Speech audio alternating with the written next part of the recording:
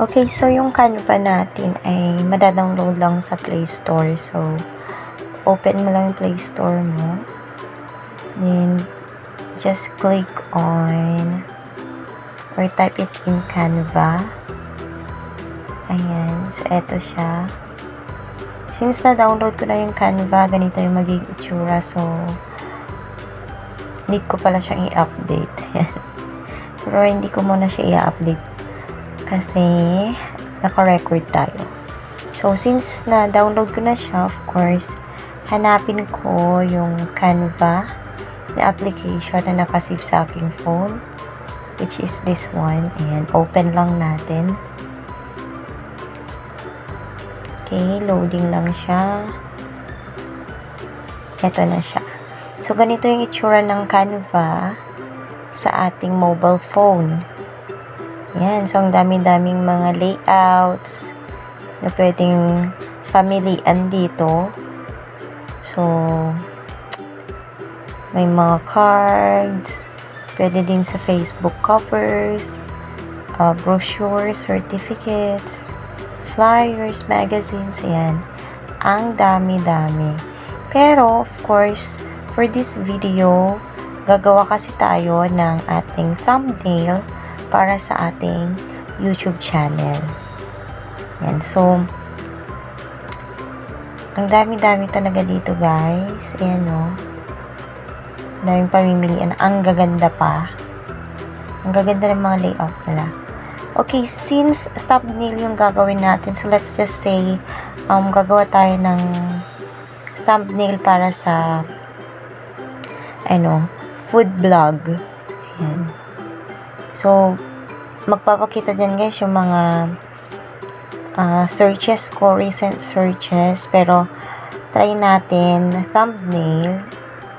Pwede kang mag-search dyan ng thumbnail. Ayan. So, magpapakita dyan yung mga available searches. So, since food yung ating gagawin na thumbnail, so click lang natin yung food YouTube thumbnail. And then, magpapakita na yung mga maraming designs dito, mga templates. Ayan. Mamili ka lang. Okay. Guys, magpapakita naman dito kung for free or kung may bayad yung ating mga templates or designs.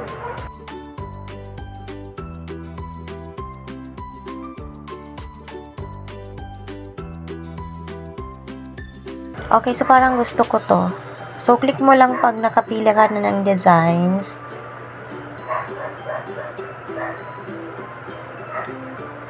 Okay.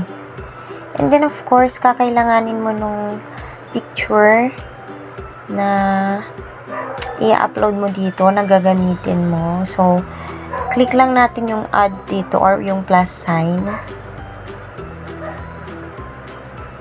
Okay. And then, dito sa baba makikita yung templates, elements, gallery, uploads, text, style, and background. Ayan. Since mag-upload tayo guys, click mo yung upload na button. Ayan. And then, dito sa part na to guys, is eto na yung mga na-upload ko dati. If may gusto kang gamitin na iba pang picture, pwede mo lang siyang i-click yung upload media dyan, and then ipapakita nito yung mga pictures na nandoon sa iyong gallery. Ayan. So, mamimili ka lang ng mga pictures sa gallery mo. But since nandito na yung gusto kong gawin or gusto kong gamitin na picture, which is ito, click ko lang yan. Okay. Magpapakita na siya dito. Ayan na siya guys. So, pwede mong lakihan yung iyong picture. Okay. I-drag mo lang siya guys. So, drag lang tayo. And then, since okay na yan, kung gusto mong ganyan na siya, pero kung gusto mo ding i-adjust, yan, pwede rin. Pwede mo rin siyang i-adjust na ganyan.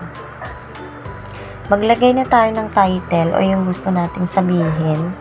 para sa ating thumbnail. So, let's say, how to cook adobong manok. Ayan. So, since hindi ko na kailangan to, yung mga words dito sa taas, pwede ko na siyang i-delete. Ito. So, click mo lang and then meron kang pamimilian dito sa baba. Delete lang. So, naiwan na tong how to cook adobong manok.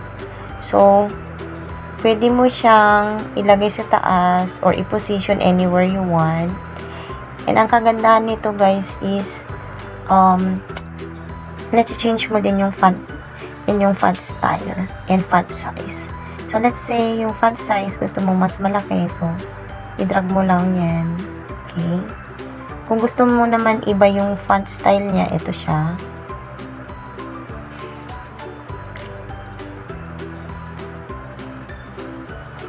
Ganyan. Click mo lang yung nagustuhan mo na font. Ganyan. And pwede mo ding i-change yung color kung ayaw mo yan. Ayan. Ang daming pamimilian. Okay. Or ito. Depende sa gusto mo. Ayan. Okay. Meron din yung format. Center siya. Or right siya. Left siya. Ganyan. Pwede mo din siyang i-bold.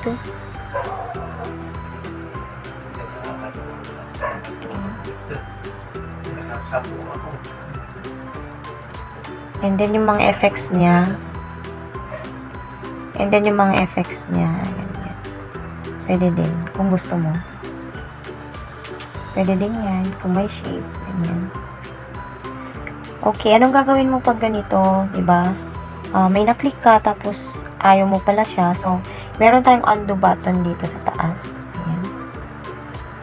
I-undo mo lang. Pag gusto mong bumalik doon sa previous mo na design. Okay. Yan guys, ang dami-dami nating pwedeng gawin. Ayan o. Basta yung mga pamimilian natin ng mga effects, nandito lang sa baba, ganyan. Okay, pwede ka ding magdagdag. Just click on the plus sign. Anong gusto mong idagdag? Kung gusto mong magdagdag ng elements, ayan, halimbawa, gusto mo nang lagyan ng iba pang design, let's say ito, yung thumbs up, pwede rin ilagay dyan, depende sa gusto mo. Kung ayaw mo naman, click mo lang yung delete dito, delete lang natin, ganyan. Ayan, ang dami-dami pa guys na pwede natin gawin dito. Ito yung mga pamimilian, may flowers, ayan, graphics, ang dami-dami. Okay, kung gusto mo ding magdagdag ng text, ayan, pwedeng add a heading, add subheading, add a little bit of body text, ayan.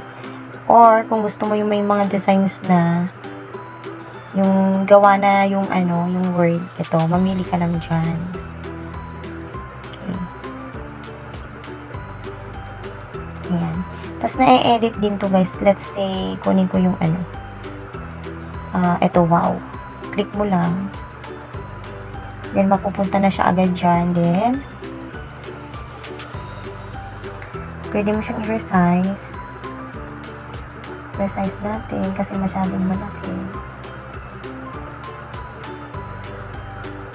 Okay, ganyan.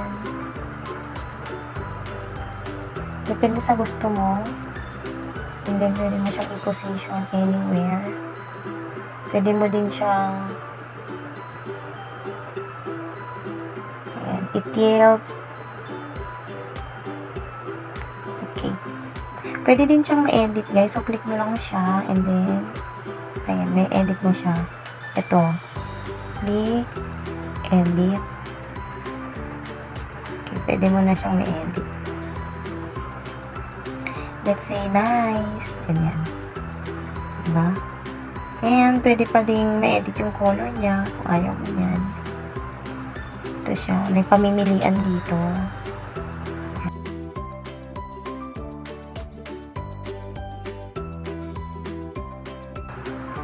effect niya.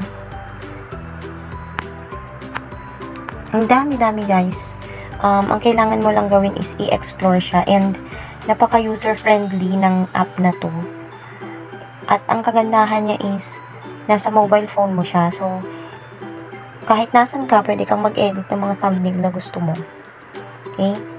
And, napakaganda nito kasi ang gagawin mo na lang is magdadagdag ka ng mga elements na gusto mo. Like, idadagdag mo yung picture na gusto mo, i-edit mo lang yung mga words niya, ganyan.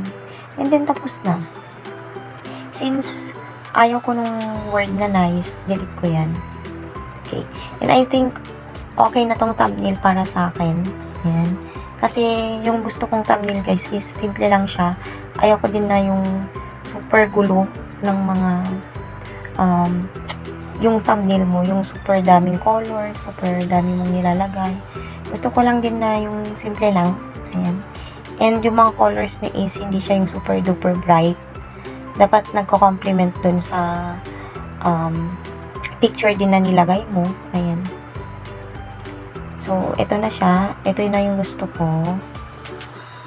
Anyway guys, before ko siya i-save, itong mga style na ganyan, pwede mo ding tanggalin yan guys. Okay, kung ayaw mo na masyadong maraming mga effects or mga style dyan na nilalagay, mga borloloy, pwede mo ding yang tanggalin. Pero okay na to sa akin. So, ang gawin ko na lang is i-download ko to. So, kung nakikita mo dito sa taas yung parang may crown tapos yung arrow down, ito yung download. So, click mo lang siya.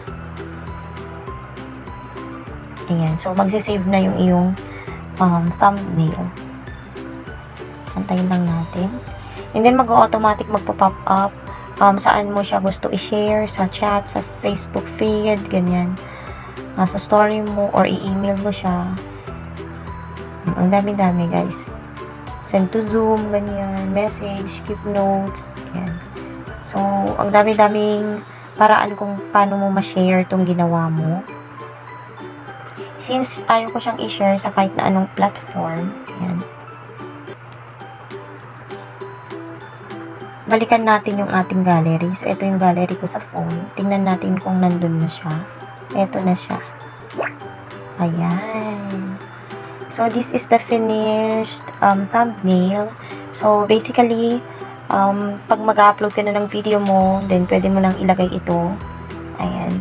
And yung mga old videos mo na parang hindi mo bet yung mga thumbnail niya, pwede mong gawan, then mag-re-upload ka na lang ng iyong bagong thumbnail. Ayan. So, guys, dito nagtatapos ang ating tutorial. Sana meron kayong natutunan sa ating tutorial using CANVA for thumbnail editor. So, see you again next time guys. Bye!